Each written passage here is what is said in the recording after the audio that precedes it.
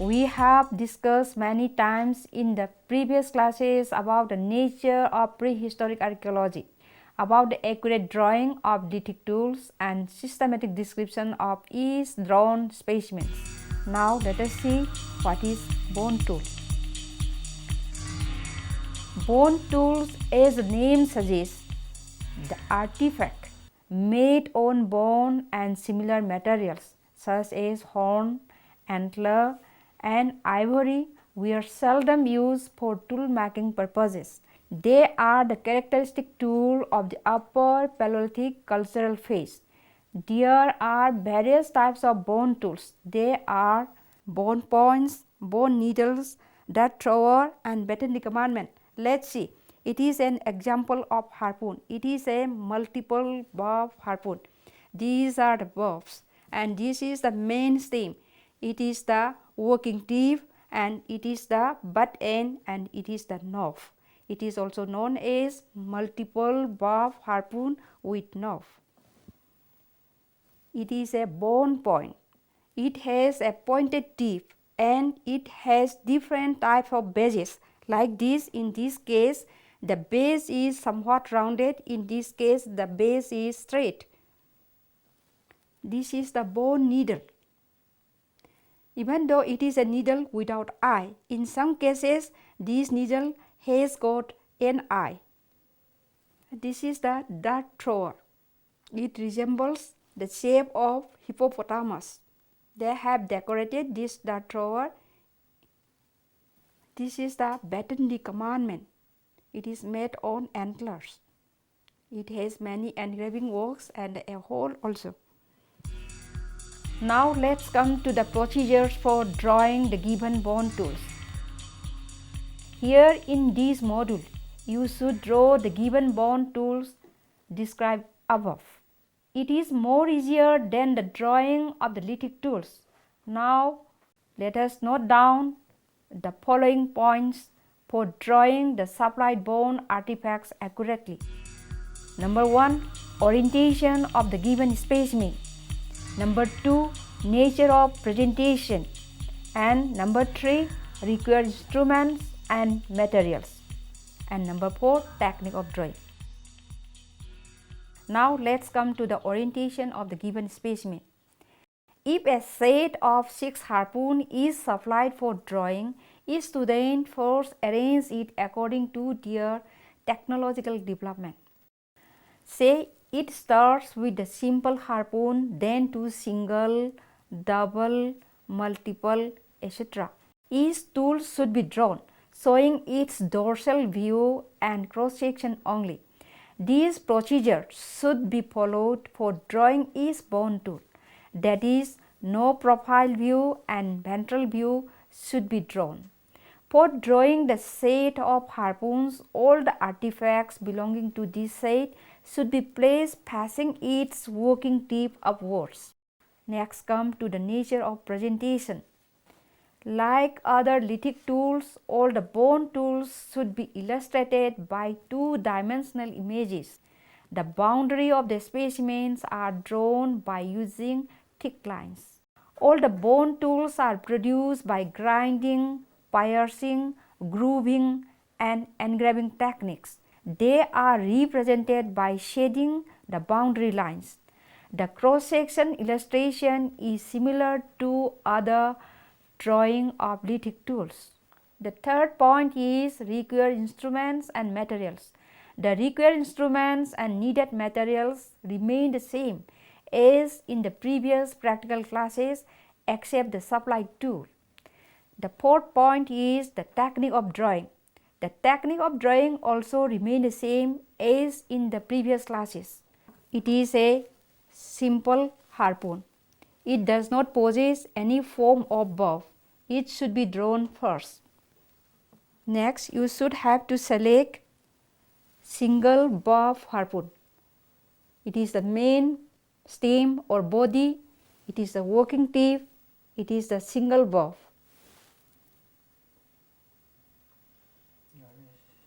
It should be drawn next. The next would be this double bob harpoon. It possesses double valve, then it has one working tip, and this is the butt end. Next would be this double valve with knob. This harpoon possesses two valves. Each valve is found lying one of each side, opposite to one another, and at the end here is one knob. Next will be this multiple valve harpoon. It possesses a number of valves on both sides but arranged alternately. The last one would be multiple valve harpoon with knob. It is a working tip, it is a butt end. Here lies the number of valves.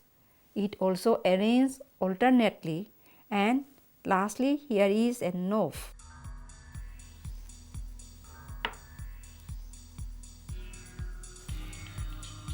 In this way we have to arrange according to their technical development. Then now remove these things and draw.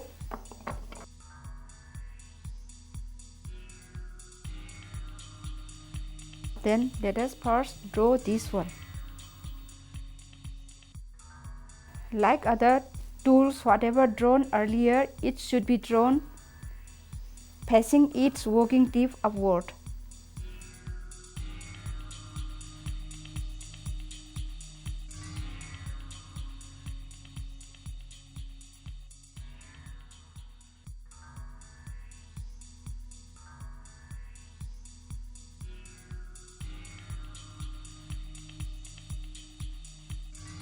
Then we can remove it and join the dots.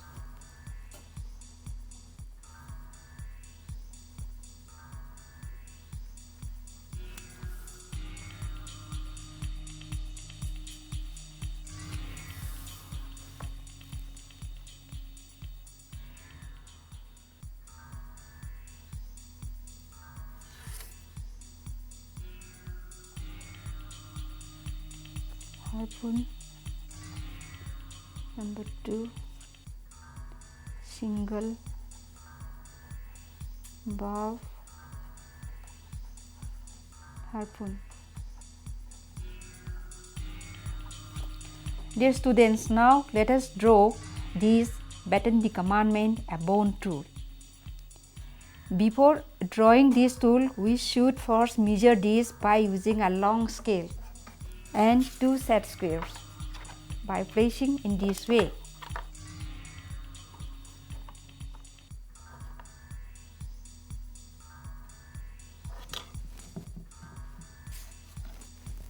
And another set square should be coming in this way. Let's now keep in this way.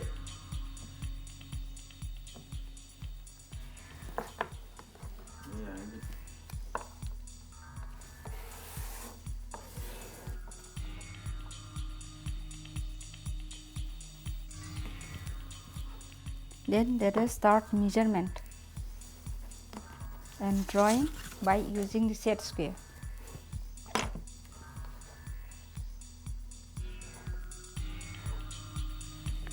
Now let us start drawing by using the dots.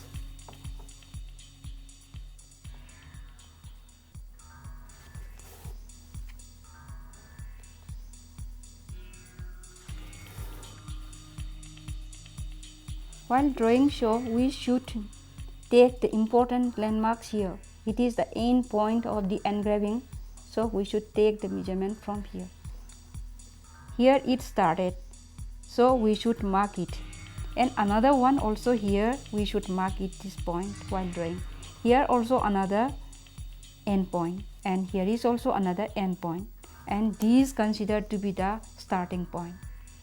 And here also one starting point is here for the engraving, so we mark this point, and here we find the end point. We should have to mark these things. It will be helpful for drawing these engrave marks.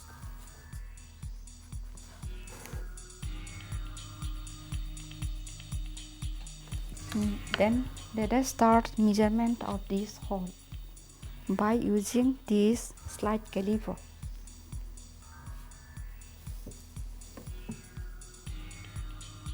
It measures 1.8. We have already marked from here and we can draw an arc from here. Then we can make another measurement from here. We have got one and this one and this one. It measures 3. Then we can roughly draw the outline of the hole.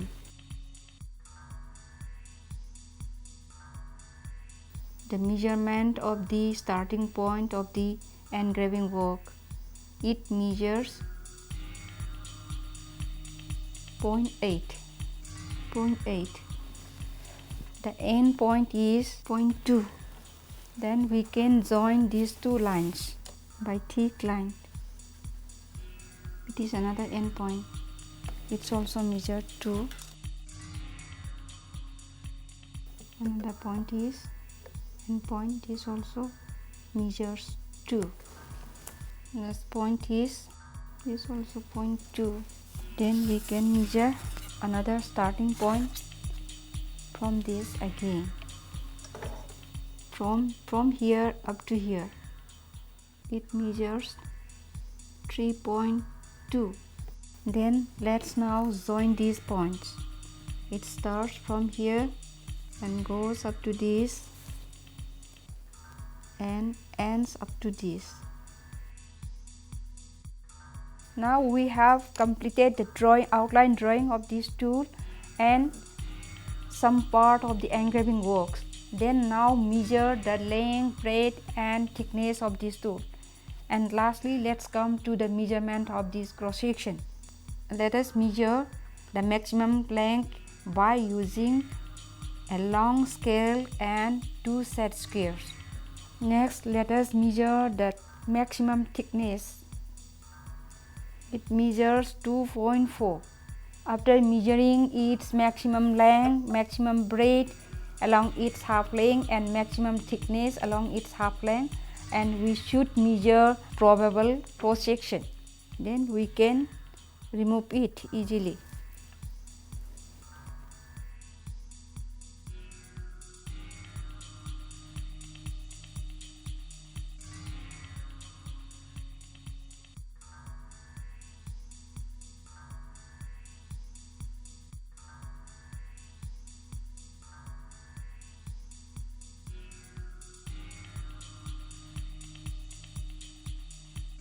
Hello students, now we have drawn the given specimen accurately.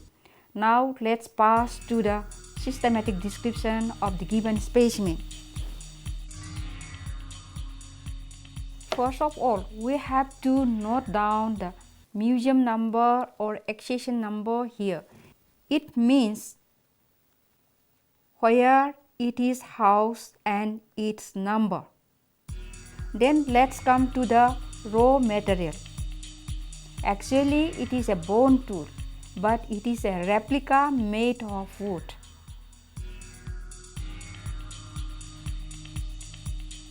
The maximum length along its axis is 30.5 cm and maximum breadth along its half length is 3.2 cm. And maximum thickness along its half length is again 2.4 cm. The given specimen is slightly rolled and slightly patinated because most of the color is somewhat changing, and also the ridges or the smooth surfaces also have some changes, so it may be described as slightly patinated and slightly rolled.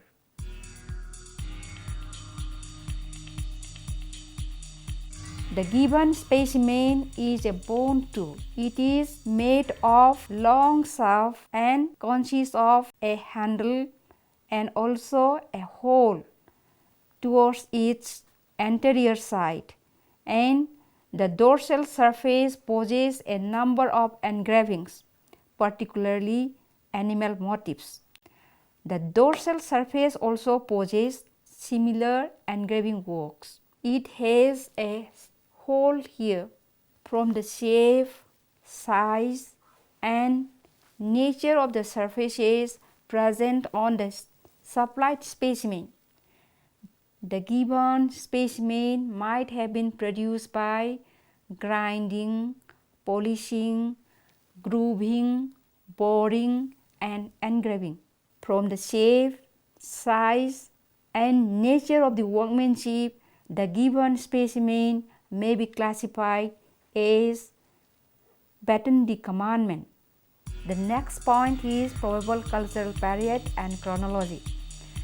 Chronologically, these given specimens belong to Upper Paleolithic cultural phase and chronologically belongs to Upper Pleistocene or Late Pleistocene. Now let's come to the probable function and economy. These tools might have been used for hunting small games and fishing and belong to the hunting and fishing stage of gathering economy.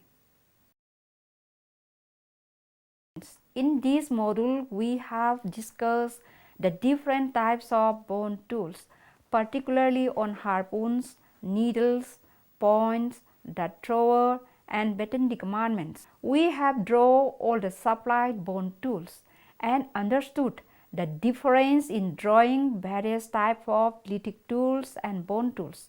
Moreover, to have learned the procedures of systematic description of bone tools. Thank you all for patient hearing.